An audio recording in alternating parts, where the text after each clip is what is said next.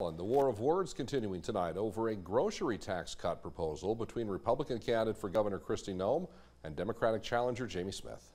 Today, the two held competing events. Noem appeared at a Sioux Falls grocery store to discuss the benefits. Smith held a news conference to challenge the governor to call for a special session to implement the tax immediately.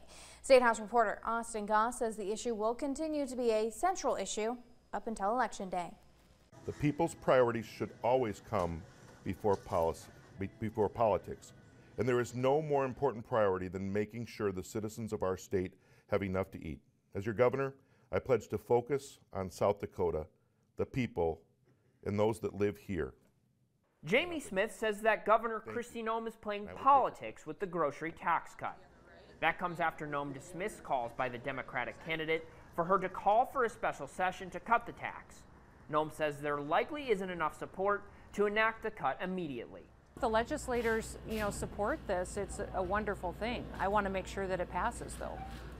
And so they will need a 2/3 vote in order to pass this with the emergency clause to make sure it goes in place right away.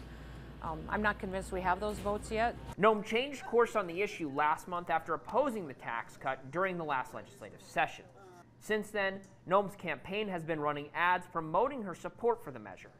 Noem has tied inflation at the grocery store to President Joe Biden and, by extension, Jamie Smith. In calling for state lawmakers to sign on to a special session Tuesday, Republican lawmakers said it should take place on November 3rd, 5 days before the general election. Smith says he would support doing it then, even if doing so could hurt him electorally. We can get a win for the South Dakota and the people of the state of South Dakota. Ultimately, that's what we're working for. It's for the people of South Dakota. And so we should put that politics of that election aside and do what's right for the people of South Dakota. In order to hold a special session, 2/3 of each chamber would have to agree to one. And to pass a grocery tax cut that went into effect immediately, the same margin would be required. In the Pierre Newsroom, Austin Goss, Dakota News Now.